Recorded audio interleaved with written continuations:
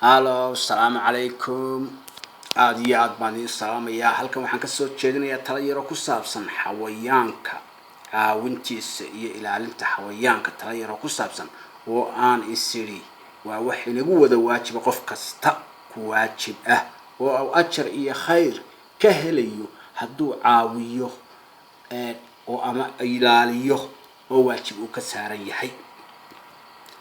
sidaas darteed waxa aan horta mar walba aan qof walba kula talin lahaa war hal la ilaaliyo xawayaanka, war xawayaanka hal la ilaaliyo. waxaad arkaysaa xawayaan magaalada soo galay oo ku baktiyaya oo aan cidi eegin. waxaad arkaysaa hawba daraada xawayaanka gaajoonaya oo 20 ciyaal ay dhagax ku miisayaan oo qof ka daale aanu jirin iyo qof wax siinaya qof wax waraabinaya. waxaynu ku haynaa axaadiis gabadh ay waraabisay inay ku janno tagtay, mid bisad xidhayna ay ku cadaab mudatay.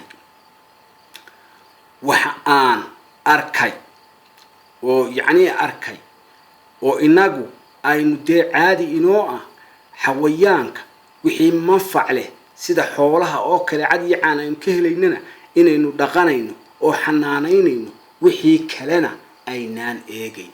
balse taasi waxa weeyaan waxaan aaminsanahay inay qaldan tahay, sababtoo ah xawayaanka bini aadamka ka mas'uula. inaga xawayaanka nooc kastuu yahay, waraabe hadduu yahay, libaax hadduu yahay, shabeel hadduu yahay, ay hadduu yahay, ari hadduu yahay, geel hadduu yahay, inaga ka mas'uula.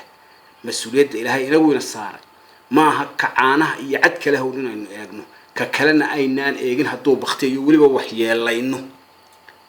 taasi ilaahay waa kugu eegaya, ilaahayna wayna arkaa. ciqaabkeeda ilaah baynu ka magan galnay, laakiin waa mas'uuliyad aad moodo inaynu gabno.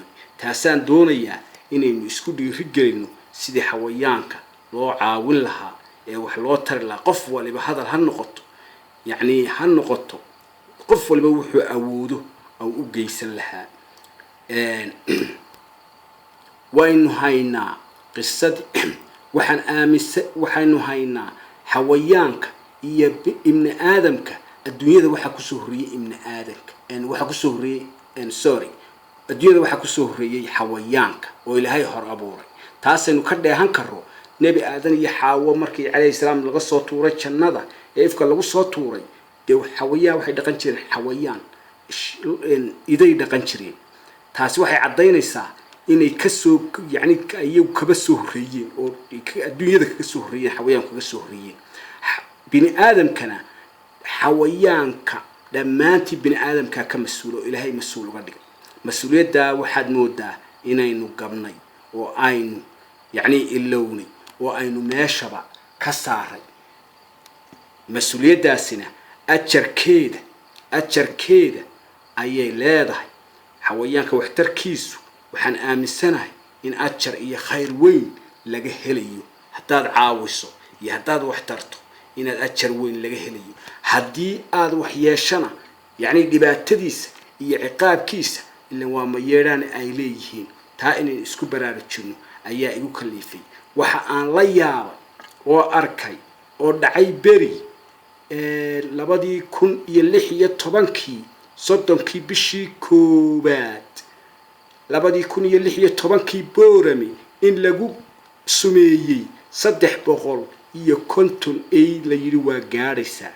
ayda haddaad eegto waxa ku jiraad ku arkaysaa qaar caanuhu ka daayaan oo markay cadkii cuneen dhacay.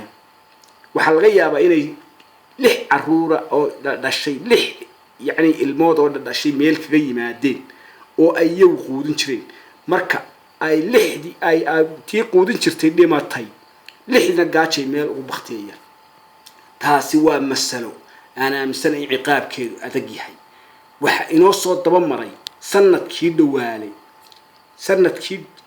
Boorama in ay duufaanay ka dhacday oo dad badani ku leedeen oo xoolo badan la waayay oo la yiri xitaa ciid xagga kale loo rugayba dhulka qaar xeebaha taasi waxa weeyaan dee ciqaabba ciqaab ayuu leeyahay ilaahay wayna arkaa war ilaahay wayna arkaa war ilaahay aan ka cabsano war ilaahay aan ka cabsano war ilaahay aan ka cabsano war ilaahay aan ka cabsano waxaan in ilaahay inoogu mas'uul inooga dhigay aan ka cabsano waa kuwa waxa weeyaan waa kuwii dhalay waa kuwa aan ka mid waxay ka mid tahay kuwii dhalay weli waa noosha waa arkaysaa waa taa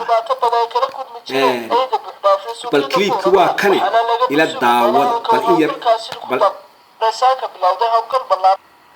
ayda aa arkaysaan taa aa arkaysaan waa qaar yacni la sameeyey oo dhiman waayey haddana markay kacaan aan kici karayn oo socon karaynin waa kuway ka mid yihiin bal kliibki waa kane ila yar daawada idinkoo raalli ah markaasaynu isku soo noqon doonaa tirada badan ee buuxdhaafshay magaalada Boorama howlgalkaasi lagu sameeyay ayda waxa horkacaya gudoomiyaha golaha deegaanka Boorama oo weheliyaha golihiisa deegaanka iyo waliba shaqaalaha kala duwan ee ka howlgala dowladda hoose Boorama howlgalkan ballaaran saaka lagu sameeyay ayda ayaa waxa uu saameyn ku yeeshay in ayda sameeyay ay ku dhex arkaysay iyagoo yaala suuqyada bartankiisa iyo laga cabsi qabo in khatar caafimaad ay ku keento bulshada sumeynta aydaasi gudoomiyaha golaha deegaanka Boorama Maxamed Xuseen waxa aan ku gabagabeynayaa oo idin soo jeedinaya war xawayaanka mas'uuliyad baa inaga saaran war xawayaanka la ilaaliyo war qof walba halkaad ku aragto ka ilaali war qof walba ajar baad ka helaysaa